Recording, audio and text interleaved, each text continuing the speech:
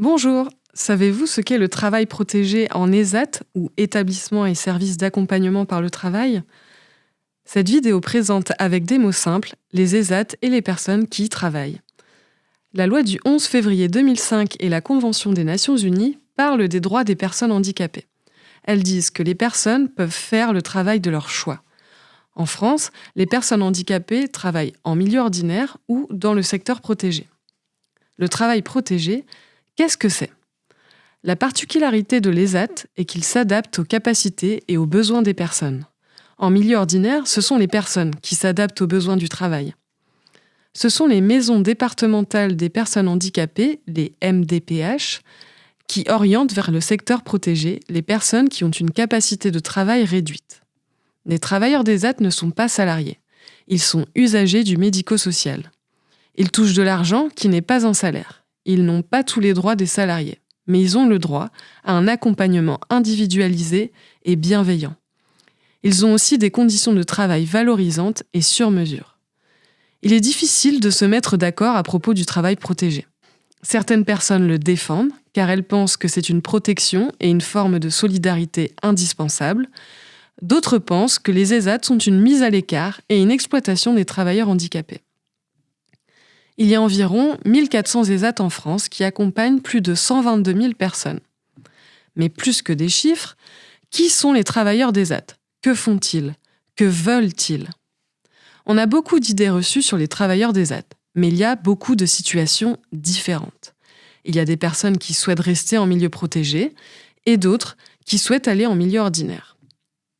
Pourquoi certains travailleurs souhaitent rester en milieu protégé?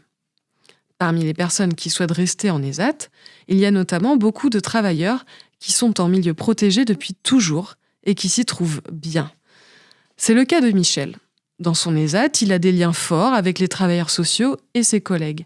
Il a des activités artistiques dans lesquelles il s'épanouit. Michel n'a pas du tout envie de travailler en milieu ordinaire.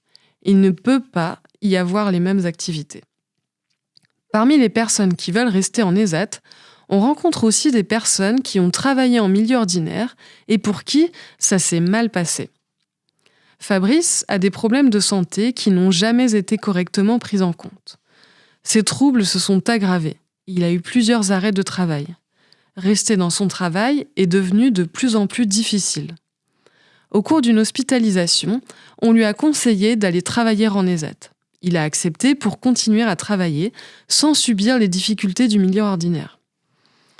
Dans son ESAT, Fabrice travaille à l'entretien des espaces verts et il apprécie d'être au grand air. C'est parfois parce que le milieu ordinaire ne tient pas compte des besoins des travailleurs en situation de handicap qu'ils font le choix du travail protégé. Certaines personnes préfèrent rester en ESAT pour des raisons économiques. C'est le cas d'Anne-Marie qui a arrêté de travailler en milieu ordinaire. Ses problèmes de santé n'étaient pas suffisamment pris en compte et en plus, elle gagnait moins d'argent. Avec l'argent versé par son ESAT et l'allocation adulte handicapé, l'AAH, elle touche presque 100 € de plus qu'en milieu ordinaire. Si on veut encourager l'emploi en milieu ordinaire, les salaires doivent être plus importants. Pourquoi et comment aller vers le milieu ordinaire? D'autres travailleurs souhaitent quitter le milieu protégé. Leurs raisons et leurs chances d'y arriver sont très différentes. Cela ne dépend pas que d'elles. Amandine a 32 ans. Elle est en institution depuis longtemps. Elle a été scolarisée dans l'IME qui se trouve juste à côté de l'ESAT dans lequel elle travaille aujourd'hui. Elle a toujours dit qu'elle voulait aller en milieu ordinaire, mais on ne l'a pas écoutée. Elle a donc accepté d'être en ESAT en espérant que ça soit une transition.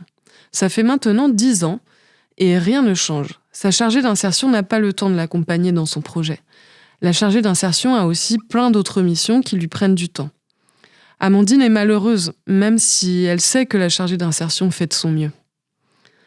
Dans un ESAT, une transition vers le milieu ordinaire doit être une possibilité clairement donnée aux travailleurs qui le souhaitent.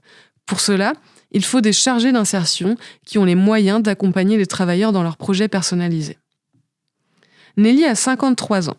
Elle a eu 2 enfants dont elle s'est occupée en arrêtant de travailler. Quand elle a voulu travailler, elle est entrée en ESAT avec un projet de passage en milieu ordinaire. Pour cela, elle a été mise à disposition dans différentes entreprises. Ça s'est toujours très bien passé. Mais aucune entreprise ne l'a recrutée. Aujourd'hui, Nelly est proche de la retraite. L'équipe qui l'accompagne n'a plus l'énergie pour tenter de nouveau une transition vers le milieu ordinaire. Trop souvent, les travailleurs d'ESAT mis à disposition sont considérés comme des intérimaires, ou pire, comme des travailleurs jetables, et vraiment, c'est inacceptable.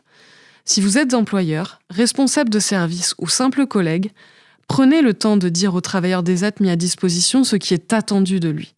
Aidez-le à s'intégrer dans l'entreprise, sur son poste, mais aussi sur le temps de pause, à la cantine, dans les réunions.